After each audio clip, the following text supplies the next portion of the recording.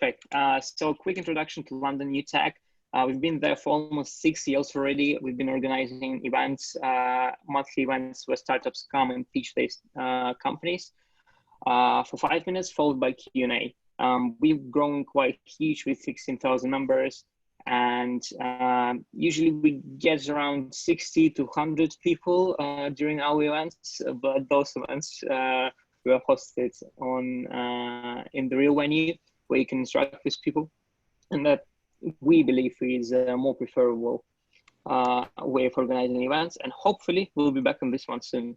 So we also have quite a few partners that help startups to develop themselves throughout their time, and one of them is Crowdcube as well, which is a crowdfunding platform. And today we're going to hear from Sam how he went on to crowdfund on Crowdcube and how basically learn about his experience. If you have any questions, there is like a Q&A button you can press and type your question, and we'll make sure to, I'll make sure to ask them, and Sam will answer. Perfect. All right, Sam. So could you tell us a little bit about yourself, your background, how come you founded Cash & Coach? Hi, everybody. I'm an engineer. I studied computer science, very tech geeky guy. I love gaming. And when I wanted to get my first job, I realized that the whole economy was going bad because the impact of the financial collapse of Lehman Brothers had impacted the whole financial world. And I wanted to understand how does the financial world. So that's how I started to work at IBM, and then I moved to banking. And in banking, my job was to validate all the models that optimize the way banks manage their money. So it tells how much money they should have in each currency, how the money outflows are going, etc. And then it was like a very interesting parallel into how people need to manage their money. So what I realized is actually I could use the same kind of technology that banks have, but for people in order to help them being better at saving, better at allocating their money between what they need to save, spend, invest, etc. So that's how the idea of Cash Coach started. It combines the two things I like the most, gaming and making models. Okay, sounds great. So can you tell us a bit about Cash Coach, or just show us the video? I think it would be the best. You can do it by pressing share screen. So do you want me to share my screen with the video or send a link? I think it's best if you can share your video with your screen.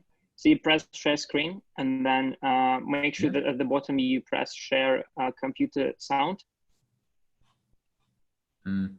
Share computer sound. Got it. I just need to make sure I'm sharing the right Windows, Chrome.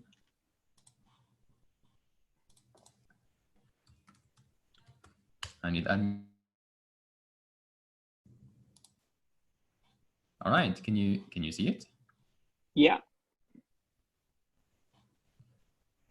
Can you hear the sound? It's a game. That's what I believe.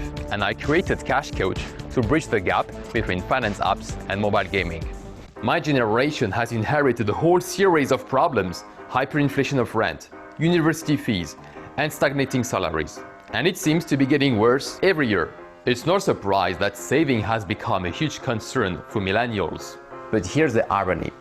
Improvements in technology is encouraging millennials to spend even more. Think about it. Google reads your inbox to show you targeted ads, and AR and VR shopping. It's all there to make us spend more. And then of course there's social media, which pressurizes people to live a lifestyle they cannot afford. Saving is not cool because there is no instant gratification. You might think that budgeting apps are solving this problem. Well, no. Budgeting apps are boring. After 2 months, 95% of people never open them again. We believe that boring is evil, and that's exactly why we created Cash Coach, the first fintech mobile game where the goal is to save as much as possible of your real-life income, to level up your in-game avatar. Here's how it works. You sign up as an anonymous user, connect your bank accounts using open banking, and then Cash Coach does the rest for you. It will analyze your transaction history to understand your rent, your bills, and your spending patterns. In this way, it builds your avatar. Here is your experience bar. It represents the percentage of income that you save. But beware of the poison bar. It shows your credit card debt, so keep it low. To level up, you can complete monthly saving challenges. You just pick your difficulty level. Easy, medium, or ambitious. And Cash Coach will then calculate your monthly saving target. You'll also receive daily motivation and weekly milestones to complete. Soon, you'll be ranked on your saving performance and benchmarked against other users. Everybody can play for free, but serious players are able to unlock advanced analytics for just $2.99 a month, and even AI coaching for $6.99. We are confident that users could save up to 10 times this monthly price. At Cash Coach, we are masters of data science, comics design, and gamification. We call it our secret sauce. Our users keep using Cash Coach and are 5 times more active than the industry average. I think what makes Cash Coach different is not only the visual aspect of it, but actually the fact that it guides you through this process. You know, it's tough out there, right? Especially with the pandemic and like economic, you know, macroeconomic trends that are going on right now. And I think in this day and age, like just the fact that you're guided along to like achieve certain milestones and like goals and everything, I think that's really, really huge. What I like about Cash Coach is it feels like it's plotting out my future. I see where I am right now and I see where I can be. And leveling up and making it like a game for me is really fun and actually makes me want to save. The best thing about Cash Coach is that it brings together finance and gaming into one platform, and that's really what caught me to actually use the app. I'm not only motivated, I can actually see the changes that's happening through the coaching and also the challenges. So, who is the team behind Cash Coach? Well, I spent my career working on the most advanced models that investment banks use to manage their cash. Models which the average person on the street would never have access to. Personal finance is 10 years behind, and I believe people deserve better. Here's Alex. He's the one implementing the models. He's a fintech serial entrepreneur and ex-CTO of the Malina loyalty card. But we would be nothing without Angela. She's our artist. She's the one creating the gamified universe. She also draws comics that go viral, which gives us great promotion for free. For people to meet my criteria, you know, they've got to be scoring a 9 or a 10. I feel what Sam and Co have achieved with virtually nothing compared to what some of these people have achieved with millions is absolutely fantastic. That's one of the big reasons why I feel we can be confident putting our cash in with them, that it is going to be well used in developing the business. Our mission is to gamify everybody's financial life, and with your investment, we will hire a world-class tech team to build even more exciting game mechanics. Together, let's make Cash Coach a killer product.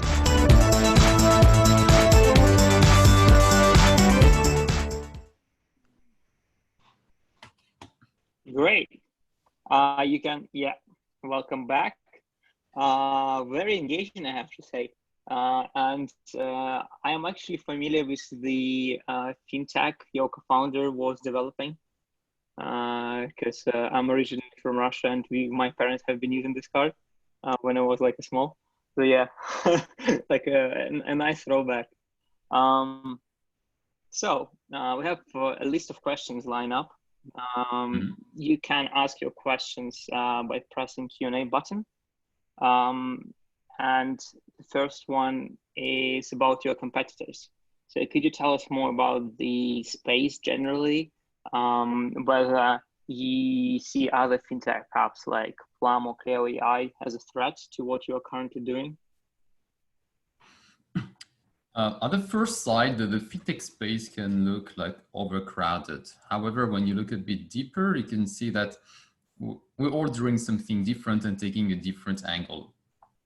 And today we can see that there are some typical budgeting apps like Yolt, EMEA, Clio, etc. And what they do is like the standard budgeting, and they try to make the user experience a bit better. And then there are the likes of Plum or Chip, and what they do, they're robo robo savers that will automatically move money from current account to saving account. Actually, I wrote a blog article explaining that why using this robo saver won't make you save any money. Actually, it might even make you lose money. If you want to know why, check out on the cashcode.io blog, you will see it. So instead, what we're trying to do is we try to address the behaviors of people, because there's no way you can become better at saving without improving your spending behaviors. And you need to be more aware of what are these behaviors, what do you need to change, what will be the impact, how much you will benefit from that, and feel motivated to do it, because getting bad behaviors is easy, getting good behaviors is long and hard. And that's why we use gamification. And what Cashcode does is we try to make the whole process more fun. You are represented by an avatar, and this avatar will reflect your real life behavior. If you do well, it will look nicer and level up, etc. Nice, that sounds great. So you have a very interesting design style. Can you tell us a little bit more about it and like how you came up with this? The design? Yeah.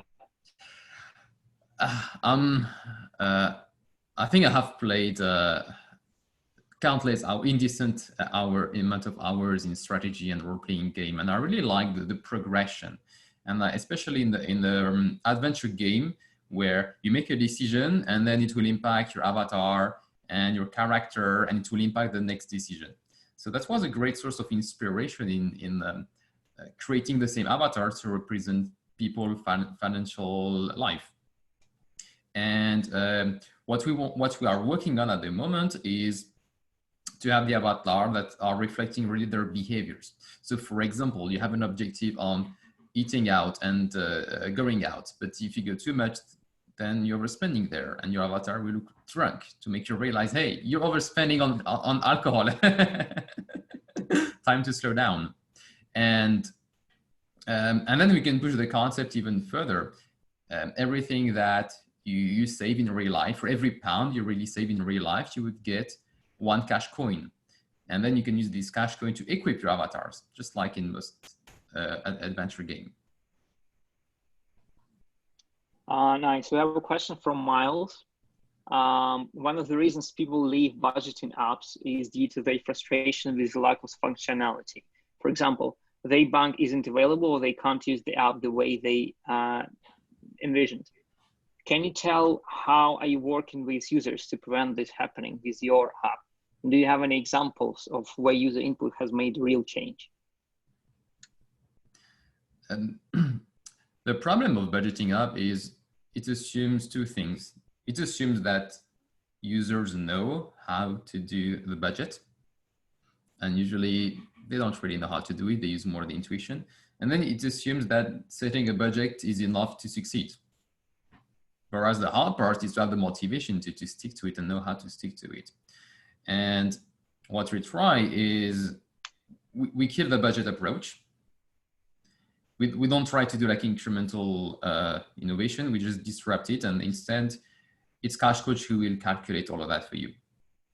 And the way we do it, then I develop models, I test with users, they give their feedback. Some people say, yeah, the challenge are good, I like it. We calibrate 3 difficulty levels, easy, medium, ambitious. Some people say, oh no, it's way too hard. Even the medium is so hard for me. I don't understand how you can ask me to save that much.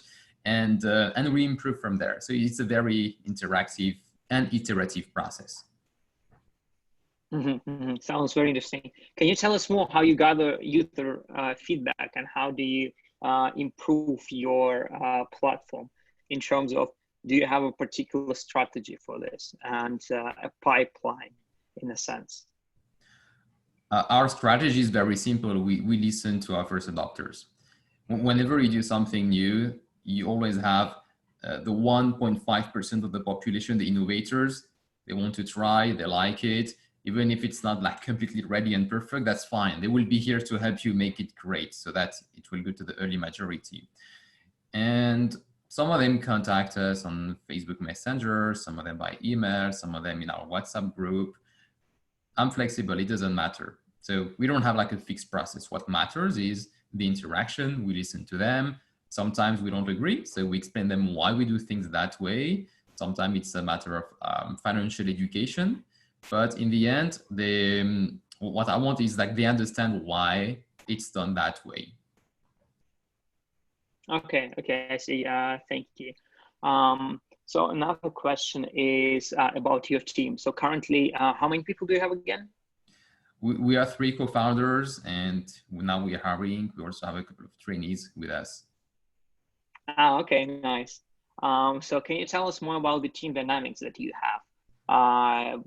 Have you set a team culture, values, and how do you work on that front? Every new member who joins has to go through our corporate culture and our team culture. And the first commandment is get things done. We don't like excuses. When people are here, we're here to get things done, to move fast.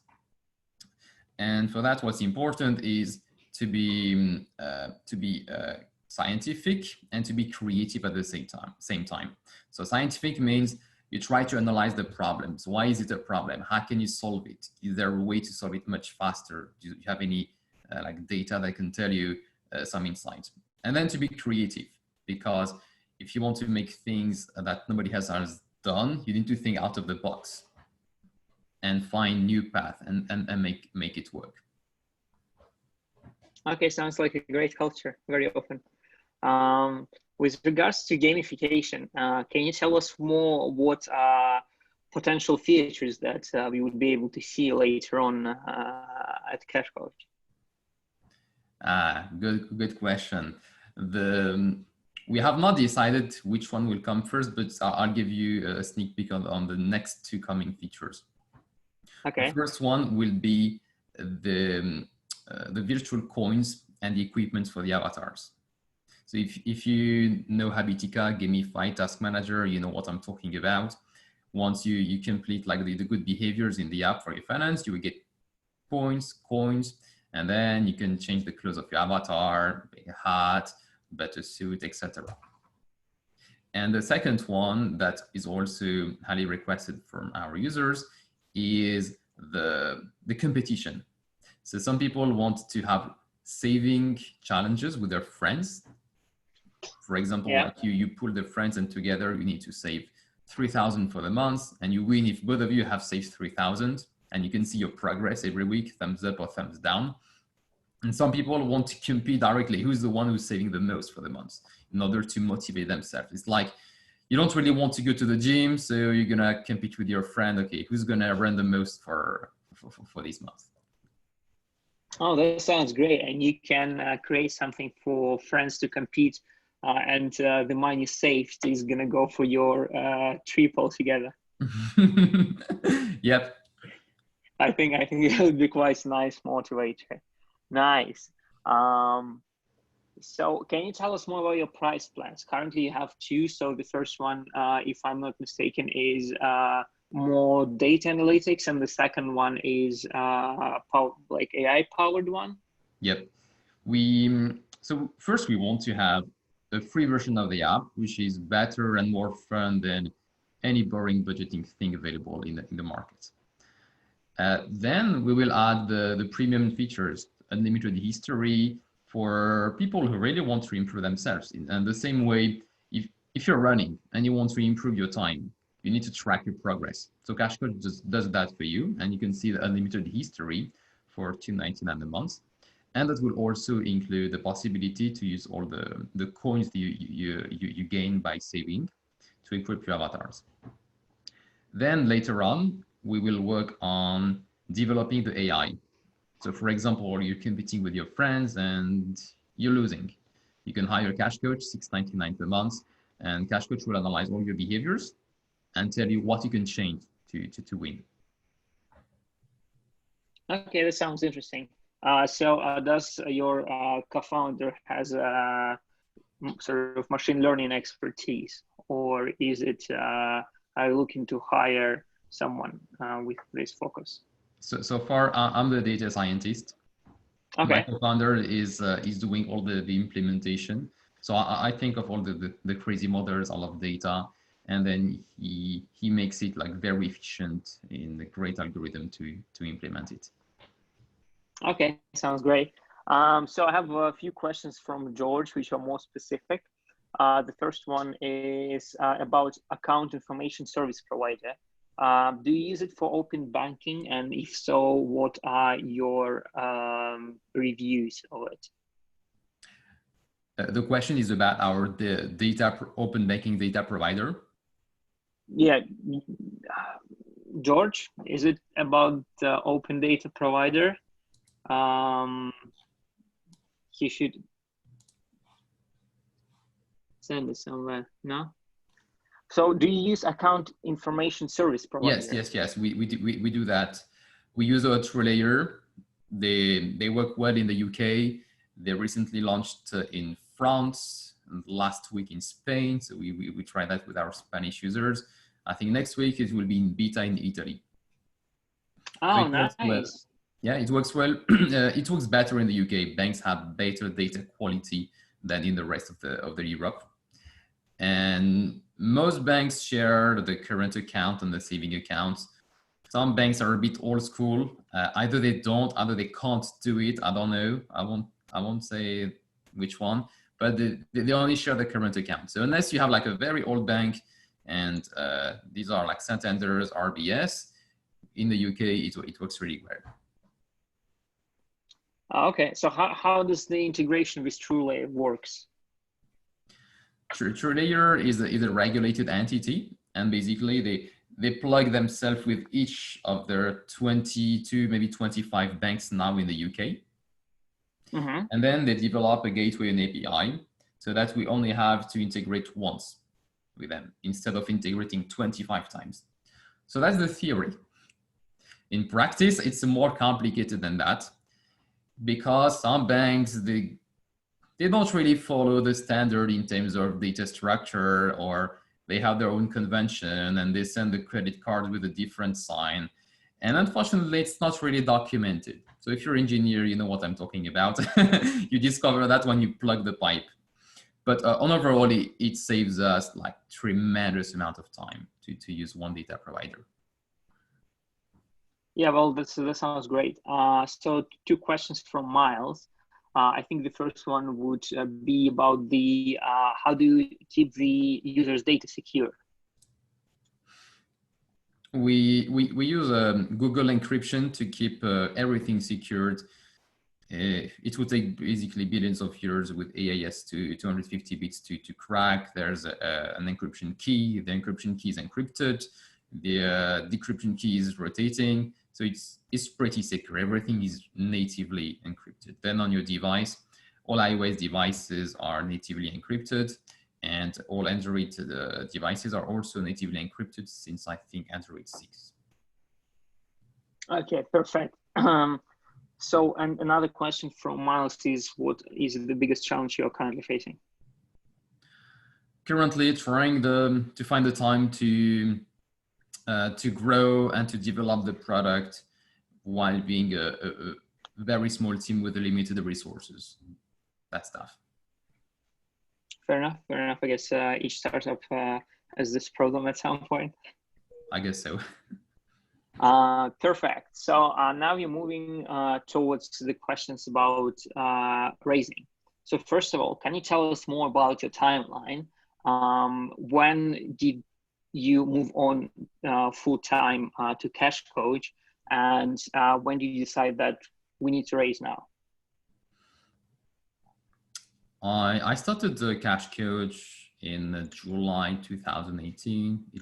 I started with doing a lot of user research of what's currently in the market, why is it not working, why the amount of credit card debt is still increasing perpetually. And then we bootstrapped until MVP. Basically, the question entrepreneurs often they ask themselves and they ask me is, when should I raise money? Whereas the question is more, when can you raise money in a decent time frame and at a decent conditions? So the more you wait, the more you validate what you do and that you can do it, the better the condition, obviously. didn't want to raise just at idea stage. We waited 1.5 years to launch publicly, and then that's where we started to go on Crowdcube. Nice. So coming back to your business, actually, question from Harry is, what's the biggest risk that Cash Coach faces today in the market, such as adoption of open banking, a large amount of existing banking apps?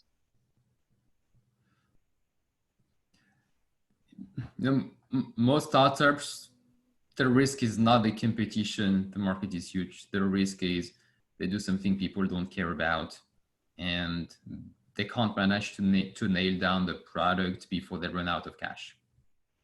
The lack of product market fit is what kills 70% of startups. And after that, it's the fight between co-founders. So I don't think banks, whatever they want to do with open banking, will be a big threat for us. Okay, fair enough. Thanks. So can you tell us how do you decide that you need to raise £200,000? What was the reasoning behind this price? So we started with a minimum target that would allow us to hire at least one software engineer. We have most of the skills in our team to do the tech, to grow, to develop the gamification mechanics. We just needed more speed. There's a lot to do, and it takes time.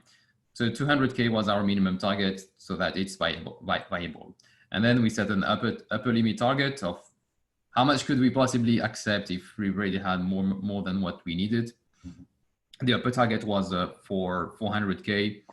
In case that we have much money, we can hire people in marketing to already start the growth, etc. But that was more nice to have. Okay, and so how much did you raise in the end?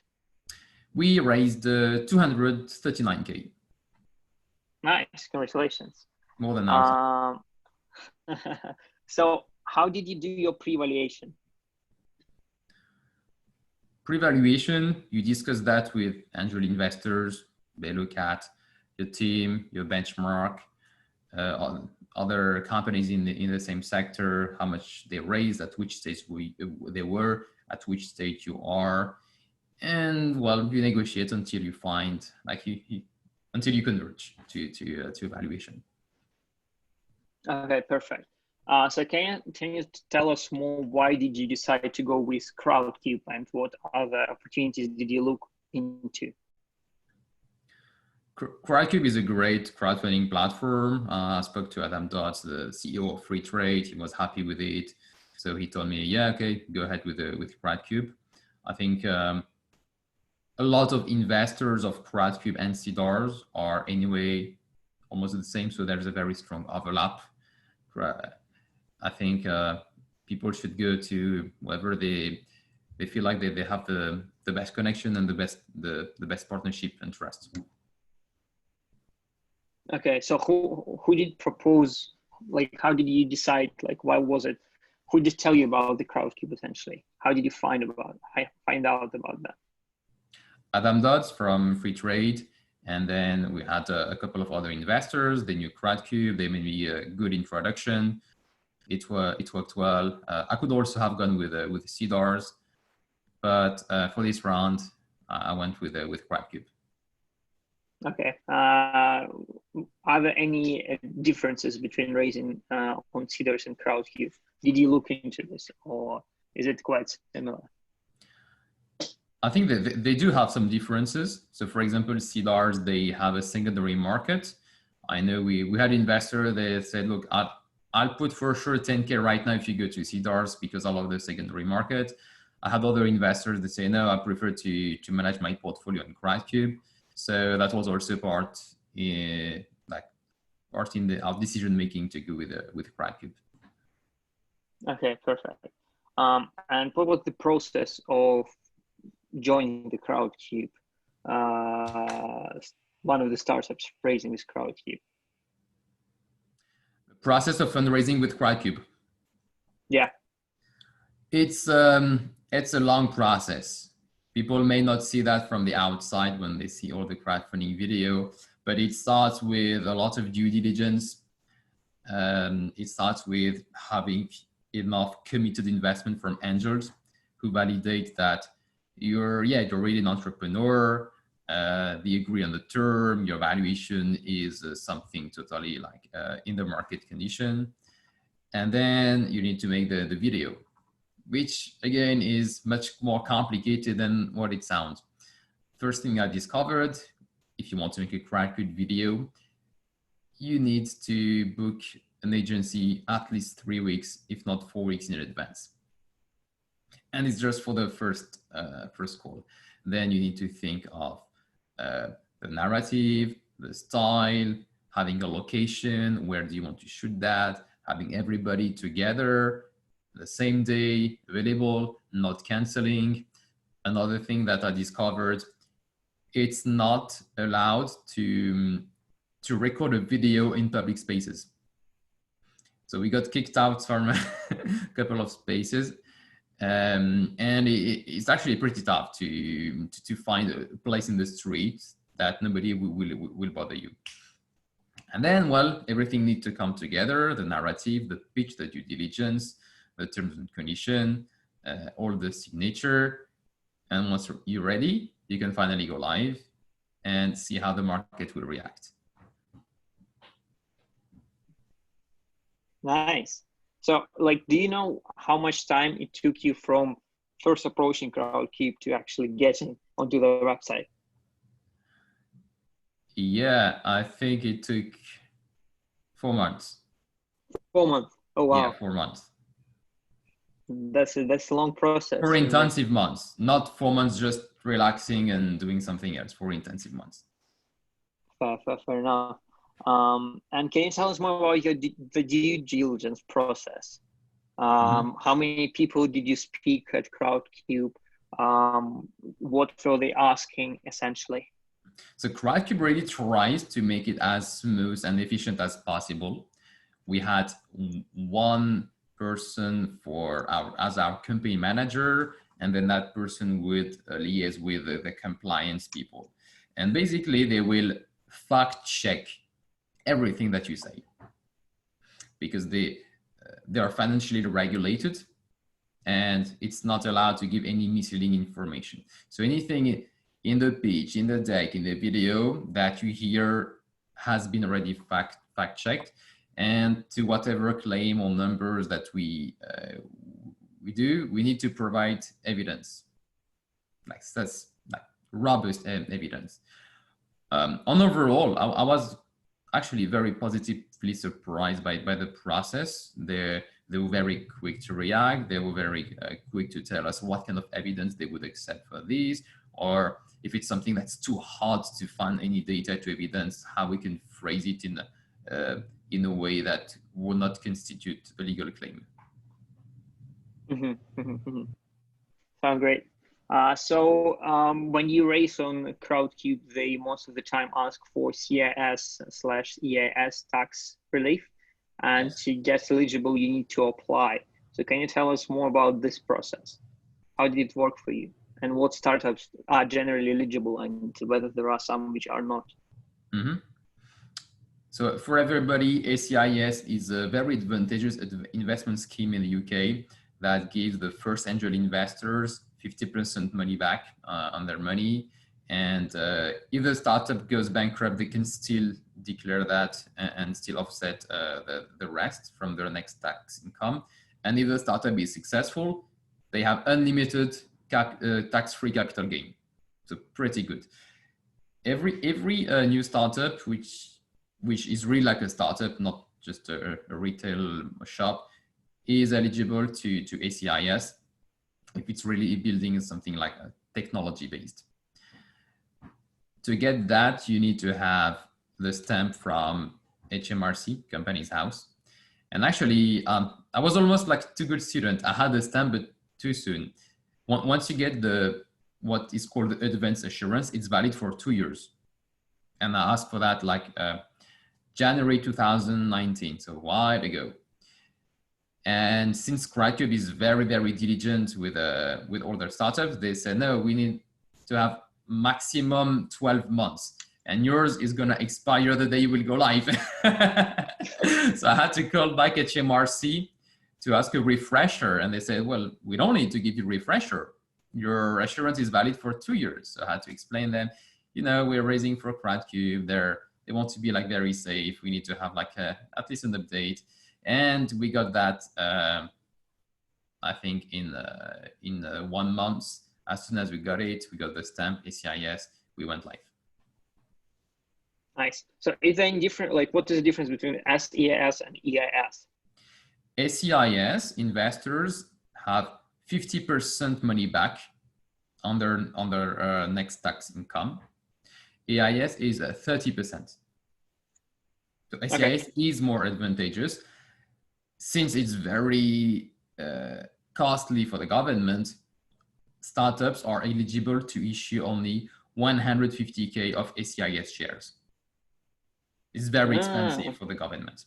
So the first 150K are for the first angel investors can be ACIS. Beyond that, it's EIS.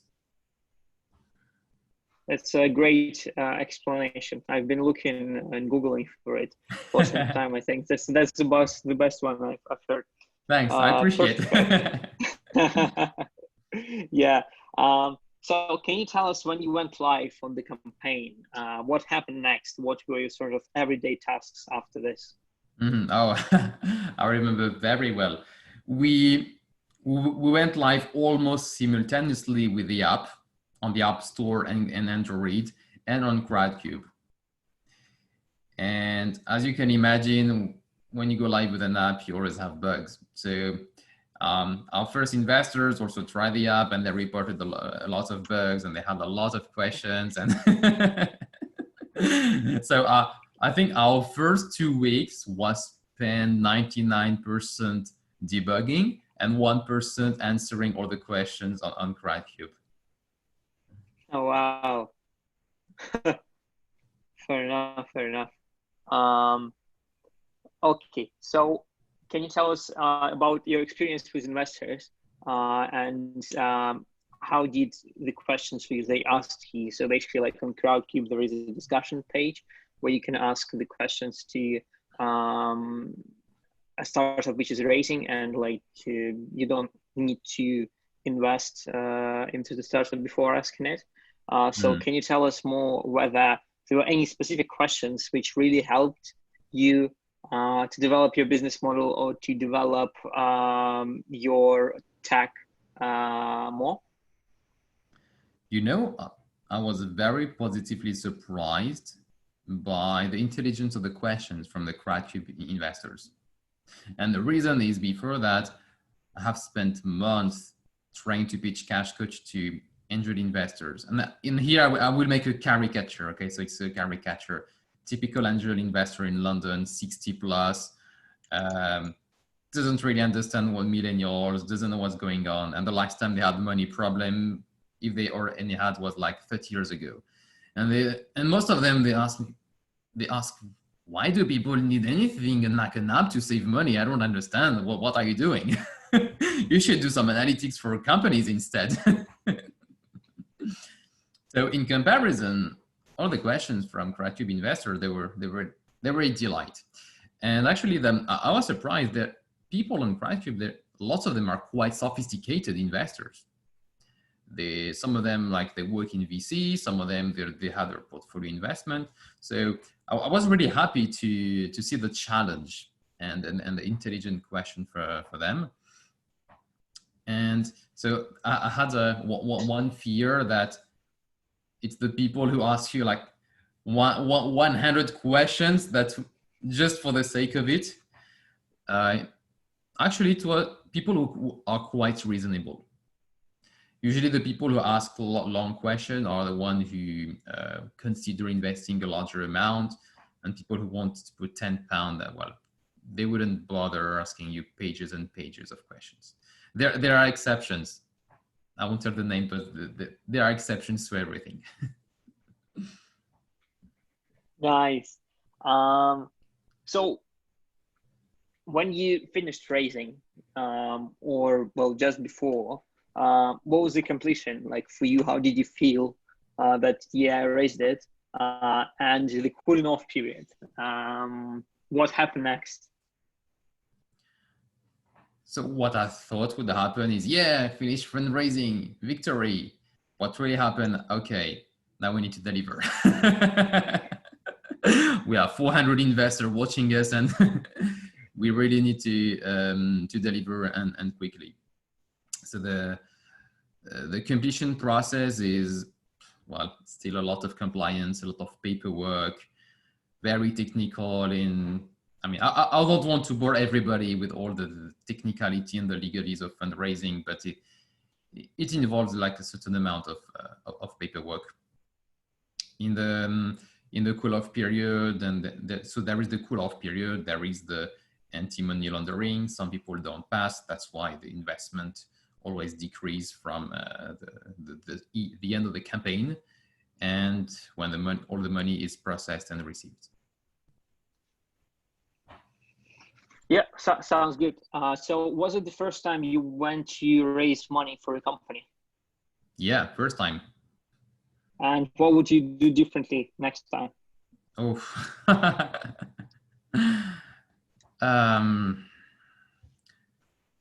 many things. I think mostly I would plan differently the video and the launch of the product. I think it would have been better if we launched the product maybe just 1 month before, in order to identify all the key bugs, etc., and have a more nicer, stable version at the launch of Crowdcube. Okay, interesting. And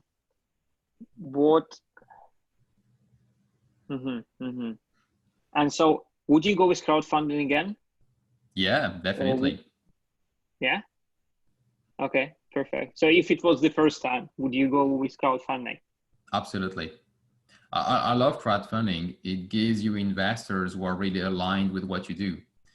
A lot of our investors are our users. They understand what we do. They can see our progress in our weekly releases. And it's the best possible alignment you can have.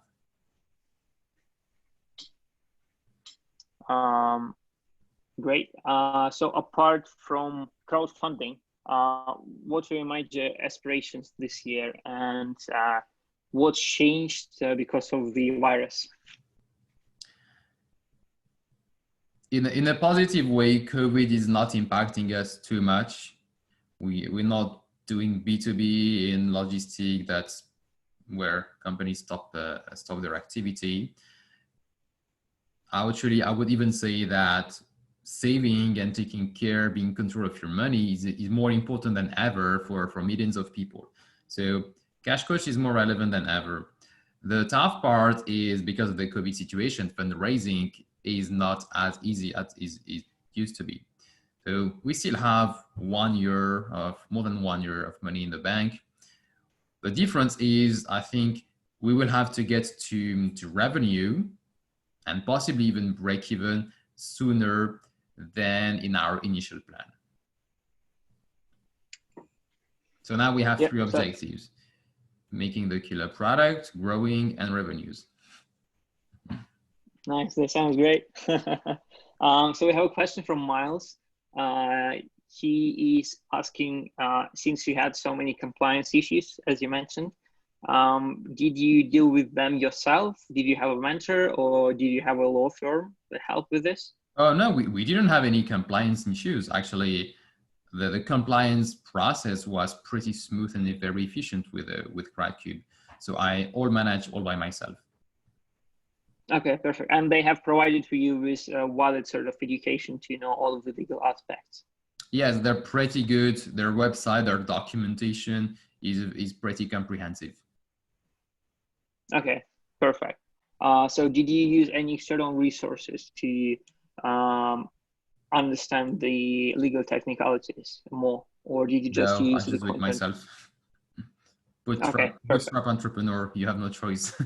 I mean, did you like read any books or any resources? Would you recommend anything related to this, or did you find the content provided by Crowdcube sufficient enough? Crowdcube provided almost everything required.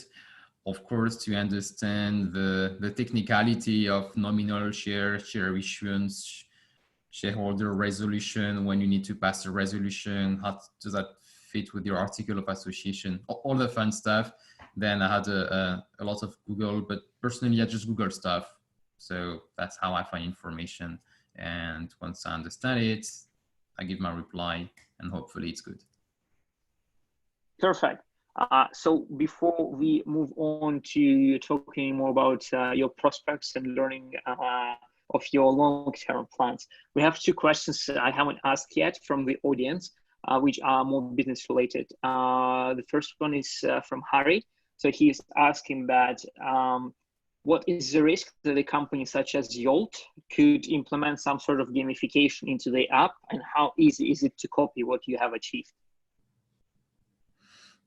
People can do whatever they want. I have no control over that. If Yolt tomorrow wants to do gamification, then maybe they can do gamification. I'm not that concerned. I think people can copy, but they will never copy your level of drive and your level of passion. And the analytics and the AI that is required behind the hood is not something that can be easily copied. And I know that because I was working in banking. I was at UBS. I was the head of liquidity and funding risk. So I know advanced analytics, and I know that few people know how to do it. Thanks for this. And another question from Ashton. What's the most useful feedback you received from your users so far?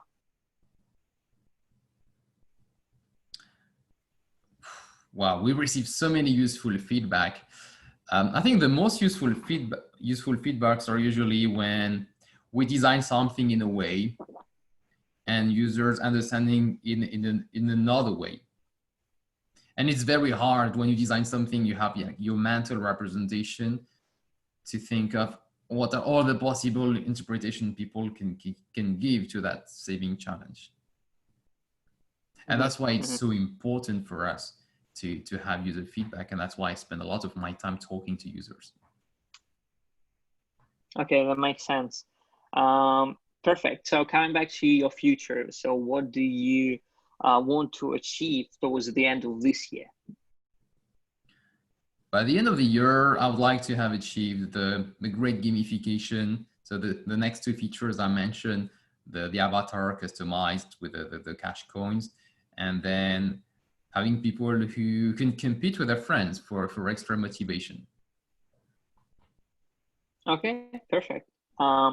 And in terms of scalability, have you been expanding to other countries? Is it in the plan? And yeah. Yes, we tried first France. They were the first country available in beta.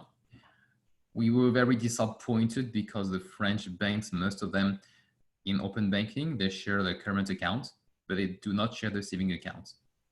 And it's particularly problematic because in France, banks, they have lots of saving accounts. Because of tax reasons, they will have saving accounts 1, saving account 2, etc. So when we don't have that in open banking, we miss half of the data. And recently we launched beta in Spain, just with a couple of beta users. So we'll see how it goes. But I think we will primarily focus in the UK. That's where we have the best data. And once we nail that down, it will be easier to expand in the rest of Europe. Okay, sounds great. So where can people reach you? So what sort of social media channel do you use the most to stay updated with all the news of Cash Coach and what you are building essentially? I'm on Twitter. You can reach me on my personal Twitter, Sam Abrika or Cash Coach. I check it even more often. So it's Cash Coach AI on Twitter. I'm on LinkedIn. We have a cool Instagram account with lots of motivational messages. Feel free to reach me anywhere, or if you have a personal question, you can drop me an email, hello@cashcoach.co, and I reply to all user-related questions. Great. And so you said you're hiring. What opportunities do you have available at the moment? And how can someone who's interested to reach out to you? We are looking for a junior software engineer who wants to build like all the coming gamification and game mechanics on our mobile app. So if you're interested, you can send us an email at career@cashcoach.co with your resume attached. We are also looking to hire data scientists, a PhD in data science, preferably graduate out of university. And sometimes I get contacted of people who are interested to be co-founders. So if that's your case and you have an impressive track record in mobile game design or in growth, always happy to have a chat. Okay, perfect. So final question I have from George. Apart from gamification, cash coin and savings, are you planning to offer anything else to drive long-term growth? We want to solve the big problem of financial education. I believe that people don't have the right information that they need to understand on how does money work and how they should perceive their money. Banks, they have all this knowledge. When you work in the banking industry, you understand all the mechanics. But most people, unfortunately, don't have access to this knowledge. It's full of jargon. So I want to create the Cash Academy. And the Cash Academy will be a place where anyone can learn anything they want about money in very simple terms, no jargon. And then once you pass all the section and the quiz of the Cash Academy, well, you can sign up to Cash Coach and you can maybe earn 3 months of free premium plan. Oh, that sounds absolutely great. I would love to take part in Cash Coach Academy. And so looking forward for the release. That's amazing. Very soon. Well, that brings us to the end of our conversation. Thank you very much, Sam, for joining us. My pleasure. And right now we're going to have a bit of networking in Discord. My colleagues is just right now going to post a link in the group chat, and I'm just going to show you how it's going to work. So I am sharing my screen, and here we go. Okay, perfect. So when you're going to press on the link, you're going to see the invitation window, and there you can type in your username. And after this is going to load, and you can either register or you can simply press on the site and it will take you to the Discord channel. So Discord channel is actually quite a nice way to network, because there are some voice channels over there which you can join. To join the voice channel of Sam, you would need to choose a role, and you can do it in the role channel. So you can either press here or you can choose the roles channels on the left. And here you need to select whether you are professional, founder, and student. And once you do this, you're going to get access to more channels where you can network with other members of the community and Sam. So Sam is going to have his own dedicated voice channel where he hopefully will be waiting for you to join and have a chat with him. And there should also be a text channel where you can ask him any questions and type them there. Perfect. Well, I'll see you here. And Sam, thank you very much again. Thank you very much for joining us. Bye-bye. All right. See you in Discord. Bye-bye.